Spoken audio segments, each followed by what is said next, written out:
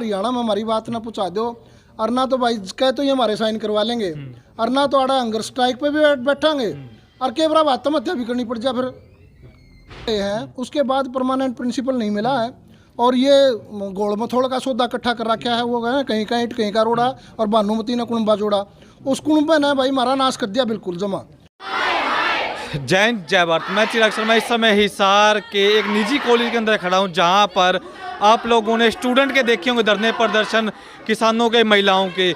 पर अगर बात करूं, आज पहला धरना देखने में आ रहे सामने हिसार का ऑल इन वन, जहां पर सभी के सभी अध्यापकगण जो बच्चों का भविष्य बनाते हैं, आज वही सड़कों पर आ चुके अपनी मांगों को लेकर धरना प्रदर्शन करते हुए इस समय नजर आ रहे हैं। तो जितने भी लोग पहले तो इस वीडियो को देख रहे हैं, कृपया कर ज़्यादा से ज़्यादा शेयर कर दे, कमेंट कर दे, और अपनी राय रखें कि आपका क्या मानना है कमेंट में।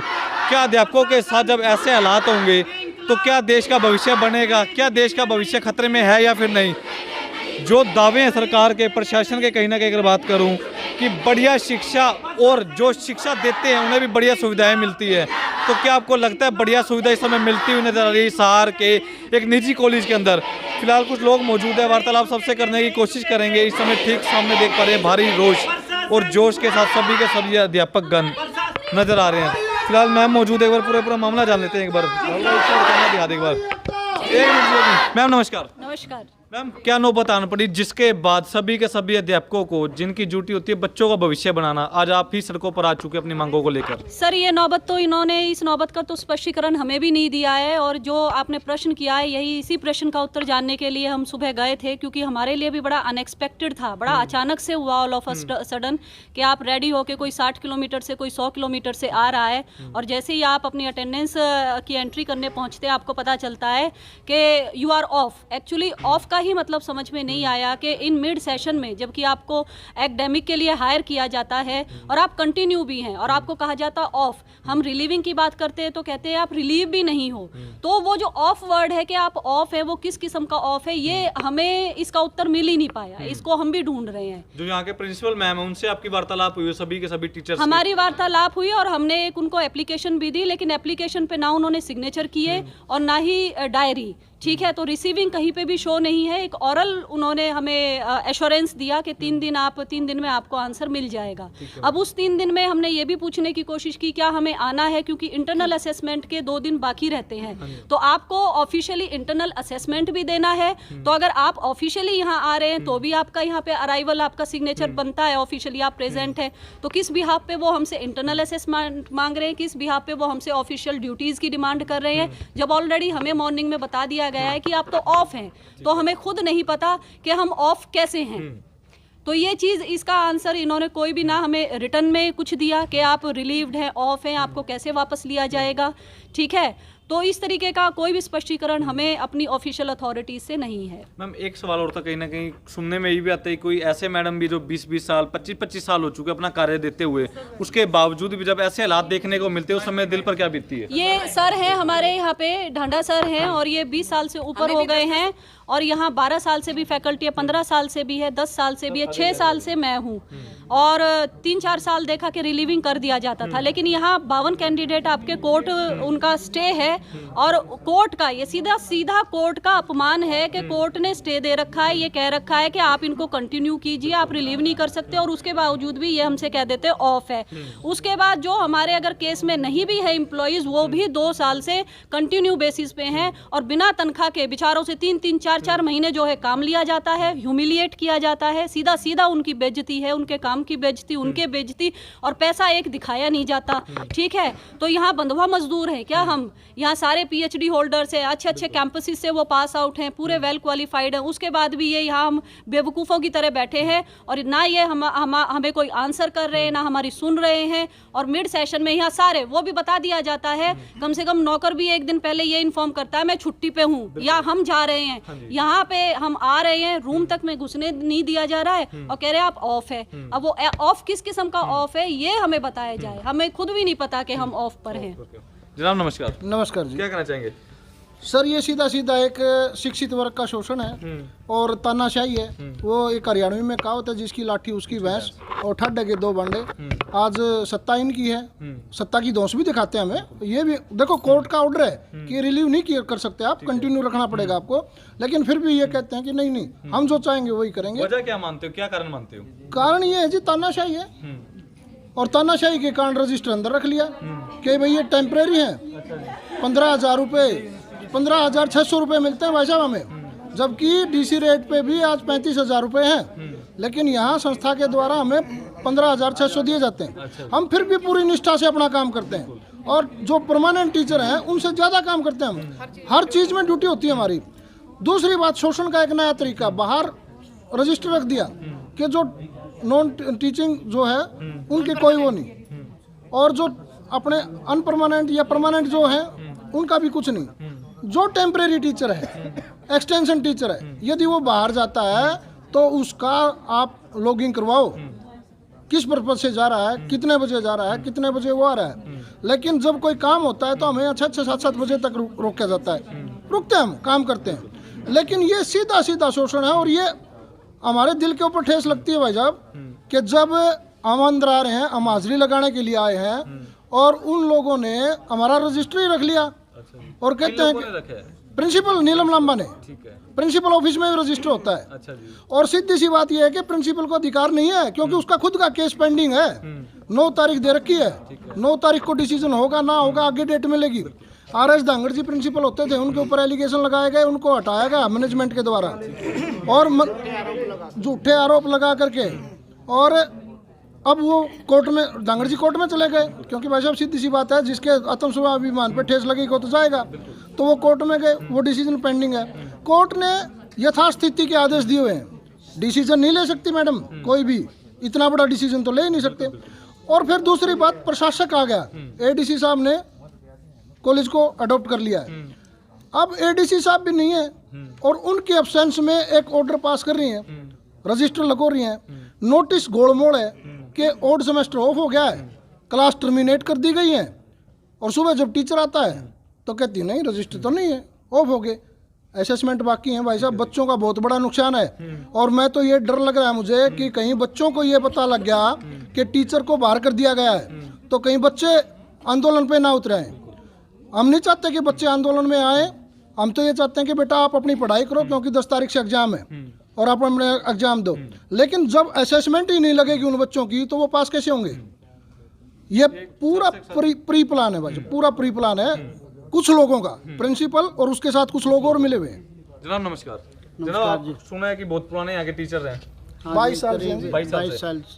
22 साल पहले जब आपने शुरुआत की थी, तो क्या आपको उम्मीद थी कि जब ऐसे हालात भी कभी देखने को मिलेंगे? नहीं, उम्मीद नहीं थी पहले तो, फिर भी कुछ समय मतलब ठीक सिस्टम था। हाँ जी। और हम कोर्ट में गए हुए हैं, डिसीजन भी ये है कि आप हटा नहीं सकते हमें जब तक परमानेंट फैकल्टी भर्ती नहीं होती। फिर भी कॉलेज प्रशासन ने तानाशाही रवैया अपना के हमारा शोषण करते हुए हटा दिया गया, और तानाशाही रवैया इन्होंने प्रिंसिपल पे भी अपनाया हुआ है, झूठे आरोप लगा करके। राजेंद्र सिंह धांगड़ प्रिंसिपल थे, उन पे झूठे आरोप लगा करके है ना, उनको भी हटाया गया। अब 9 फरवरी डेट है, कोर्ट में मामला चल रहा है, और हमारे ऊपर भी जिस तरह ये तानाशाही है, रजिस्टर ना देना, बगैर नोटिस दिए, बगैर रिलीव लेटर दिए हमें बाहर करना। जनाब भ्रष्टाचार मानते हैं? भ्रष्टाचार है, भ्रष्टाचार है जी, भ्रष्टाचार पूरा है जोरों शोरों पे, जोर शोरों पे। सरकार ये कहती है ना कि हमें पर्ची खर्ची खत्म कर दी, भ्रष्टाचार खत्म कर दिया। मैं तो माननीय मनोहर लाल खट्टर जी से और जो डिप्टी CM बने हुए हैं इस संस्था के ऊपर अपना दादा शाही समझते हैं, दादा लाई हक समझते हैं, दुष्यंत चौटाला जी, मैं उनसे अनुरोध करना चाहूँगा कि भाई जाट समाज और जाट समाज के प्रबुद्ध लोग उठो, नहीं तो इस संस्था का नाश कर दिया गया बिल्कुल। इस संस्था में पैसा, इंद्र सिंह लाखलान प्रिंसिपल होते थे, कई करोड़ की FD छोड़ के गए थे, 25 साल सबसे लंबा उन्होंने कार्यकाल किया। उस दौरान बहुत सारी यहाँ स्ट्रीम लेकर के आए, वो इलेक्ट्रॉनिक्स, कम्युनिकेशन और बहुत सी बॉटनी वगैरह की भी। लेकिन जब से वो गए हैं उसके बाद परमानेंट प्रिंसिपल नहीं मिला है, और ये गोड़ मथोड़ का सौदा इकट्ठा कर रखा है। वो गए कहीं का ईंट कहीं का रोड़ा, और भानुमती ने कुणबा जोड़ा, उस कुणबे ने भाई हमारा नाश कर दिया बिल्कुल जमा। और मैं समाज के जो प्रबुद्ध लोग हैं खंडकाड़े, मैं उन कहता हुआ उठ लो और इस संस्था ने बचा लो, ना तो जो चौधरी छाजूराम जी या संस्था दे के गए थे ना भाई हर वर्ग का बच्चा यहाँ आए, मजदूर का, भाई दलित का, जो भी गरीब तबके का बच्चा है वो यहाँ आके पढ़े और अपने राज्य का हरियाणा का नाम ऊंचा करे। वो नाम ही खराब होने लग रहा है। उस आदमी ने यूँ नहीं सोची थी कि भाई मेरी संस्था में मेरे लोग मेरे के लिए न्यू करेंगे। और बाहर मूर्ति लाग रही ना छाजूराम की, मैं कई बार देखूँ उसने उसकी आँखें में को मना आंसू पड़ते दिखे। हकीकत है भाई साहब, मेरे मन में दादा आँख में लाऊ नहीं जिद मन को दादा या के खरीदना सतबुद्धि और दे चंदा। तो हमारा यही अनुरोध है आप लोगों से भी कि आप चौथा स्तंभ हो और कोई भी मीडिया जो है वो समाज में हो रहे कुकृत्यों को, समाज में हो रहे शोषण को उठाता है। आप भी जोर शोर से उठाएं और इस मुद्दे को भाई घर घर तक पहुंचा दें, क्योंकि अगर शिक्षक के साथ शोषण होगा तो शिक्षक काम नहीं कर पाएगा, बच्चा फिर वो शिक्षा नहीं ले पाएगा और संस्कार खत्म हो जाएंगे तो फिर अपराध फैलेगा भाई। तो आपसे अनुरोध है कि इस अपराध को रोकें और ऐसे लोगों को बाहर करें संस्था से। मैडम एक आपसे अंतिम सवाल है जी। आप बच्चों का भविष्य बनाती हैं, सेवा कर रही हैं, उसके बावजूद जब ऐसे हालात देखने मिलते हैं, हक नहीं मिल पाता, तो उस समय क्या दिल पर बीतती है? सर एक तो जो कॉलेज में, यूनिवर्सिटी में जो प्रोफेसर्स ने सिखाया था ना कि सच बोलो, ईमानदारी से काम करो, दुनिया आपके साथ चलेगी, सब आपके कदमों में होगा, एक तो वो झूठा सा लगने लग जाता है कि आज तक जिस आइडियोलॉजी को फॉलो करे थे वो अपने आप में झूठी है। दूसरी बात सर, जो लोग जिन्होंने खुद अपने टाइम पे कभी काम नहीं किया, जिन्होंने कोई जिम्मेवारी ठीक से नहीं उठाई, अगर वो मुझे आके ये बोल दे आगे से कि आप ठीक से काम नहीं कर रही हो, वो उससे भी बड़ी बेइज्जती अपनी लगती है कि ये किस तरीके से कोई बोल सकता है। मान लीजिए आप झूठ बोलते हैं और आप मुझे बोले कि मैडम सच बोलना चाहिए, तो आप किस हक से वो बोल सकते हैं? तो यहाँ आके जो मैंने देखा वो ये देखा है कि करप्शन का हाईएस्ट लेवल है, मोरली करप्शन है, नैतिकता के नाम पे करप्शन है, काम के नाम पे करप्शन है। जो सबसे ज़्यादा ये बोलता है ना कि मैं सबसे बड़ा चौधरी आदमी हूँ, वो सबसे नीचे पड़ा हुआ है। सर इससे बुरी हालत क्या होगी कि आपको हाथ जोड़ के बोलना पड़े जी मेरे नमस्ते किया करो, मेरे राम राम किया करो, मैं कुर्सी पे हूँ, ऊंचे पद पे हूँ आपके यहाँ पे। जबकि हम लोग पढ़ाते हैं, जैसा सर ने बताया, एक्स्ट्रा आवर्स काम करते हैं बच्चों को। मुझे जहाँ तक मुझे आइडिया, बच्चों को पीपीटी से लेके हर वो चीज़ जो हो सकती है, यूनिवर्सिटीज़ में जो फंक्शंस होते हैं वो सब कुछ हम करवाते हैं। और आखिर में हमारी ये नौबत आ गई कि हमें अपने हक के लिए लड़ना पड़ रहा है। जिस चीज़ के लिए हमने नेट पीएचडी पता नहीं क्या क्या पापड़ बेले, जब वो फाइनली हमारे हाथ में है, आज वो लगता है कि किस लिए था ये सब कुछ? इसलिए कि 1500-600 में नौकरी करवाएं और उसके बाद आपको ये बोल दे 4 महीने घर बैठो, तुम्हारी कोई ज़रूरत नहीं है। जब पेपर चेक करवाने हो हम, बच्चे पढ़ाने हैं हम, नैतिकता का पाठ देना है, तब अच्छे आचरण की बातें हम, यानी कि जो झूठ हमें बोला गया वो झूठ बच्चों को बोले कि दुनिया बहुत काम की चीज़ है, अच्छी चीज़ है, बेमिसाल चीज़ है। सच्चाई है कि करप्शन भरा पड़ा है भैया, यहाँ तो बहुत ज़्यादा भरा पड़ा है। बताइए सर। एक छोटी सी बात और बताऊं, सभी के नॉलेज में आ जाएगी। यहाँ हमारे एक फिजिकल डिपार्टमेंट है और आपने देखा होगा, अब जीजू में स्पर्धा चली थी, जाट कॉलेज हिसार के बच्चे ओवरऑल ट्रॉफी भी ली है और अच्छे प्लेयर भी हैं। और भाई साहब वो सारी देन है ना एक्सटेंशन लेक्चरर की है, कोई परमानेंट फिजिकल का टीचर नहीं है। दूसरी बात, बच्चे हमारे सेमिनार में जाते हैं, इंटरनेशनल सेमिनारों में जाते हैं, कविता पाठ में जाते हैं, पोइट्री में जाते हैं, वो सारी देन एक्सटेंशन लेक्चरर की है, परमानेंट का कोई उसमें वो नहीं है। परमानेंट लेक्चरर यहाँ आते हैं, क्लास ली तो ली, ना ली तो ना ली, क्योंकि घर का राज है भाई, पूछेगा कौन? एक्सटेंशन लाना तो जुत्ती की नोक पर रखें, काम ले और बाहर करो।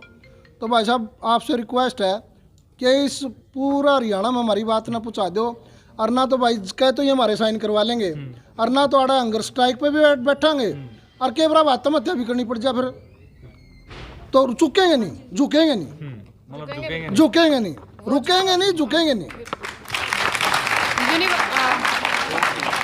मैं सर कुरुक्षेत्र यूनिवर्सिटी से पढ़ी हूँ, तो जब यूनिवर्सिटी में से थे हम, थोड़ी सी फीस भी बढ़ जाती थी तो नारेबाजी हो जाती थी, कुछ भी छोटा सा गलत होता था नारेबाजी हम करते थे। तो ये चीज़ तो हमें ये जो हमारे शिक्षक थे, शिक्षक वर्ग ने हमारे अंदर कूट कूट के भरी हुई है कि अगर कुछ गलत होता है मुंह तोड़ जवाब दो। तो जब हम स्टूडेंट होते हुए पीछे नहीं हटे, जब हम नहीं रुके, आज तो हम अच्छे खासे स्टेबल शिक्षक हैं, अच्छे खासे दूसरों को सिखाते हैं हक के लिए लड़े, तो हमें कोई कैसे डरा के पीछे बैठा देगा। एक और दिक्कत है, जब थोड़ी सी अगर आँच आ जाए, जो सो कॉल्ड यहाँ परमानेंट फैकल्टी है उनमें से ग्राउंड में बैठ के ऐसे चौड़े में बोलते हैं कि जिंदगी में एक लेक्चर नहीं लिया, ना कभी लूंगी, किसी में मत तो लेक्चर दिलवा के दिखा दो। तो जब वो खुद इतने नीचे गिरे हुए लेवल पे, सर उनसे तो कम्पीट भी नहीं करना चाहते, अपना लेवल क्यों गिराएंगे हम लोग? तो फिलहाल जितने भी लोग इस समय इस वीडियो को देख रहे हैं, कृपया कर ज़्यादा से ज़्यादा शेयर करें। और बच्चों का भविष्य बनाने वाले खास तौर पर जब यूं ही सड़कों पर उतर जाएंगे तो क्या आपको लगता है बढ़िया आईपीएस, बढ़िया वकील, बढ़िया डॉक्टर आपको मिलेंगे? जनाब नहीं, जब ऐसे हालात देखने को मिलेंगे तब ना तो समाज में अच्छे वकील, ना ही समाज में अच्छे डॉक्टर, ना ही अच्छे कुछ और होंगे। तो वीडियो को ज़्यादा से ज़्यादा शेयर करें, कमेंट करें और साथ ही साथ आपका क्या मानना है कि इनका हल निकलेगा, कुछ समाधान निकल पाएगा, और समय ही बताएगा। पर इस समय काफ़ी रोष और काफ़ी जोश के साथ सभी के सभी अध्यापकगण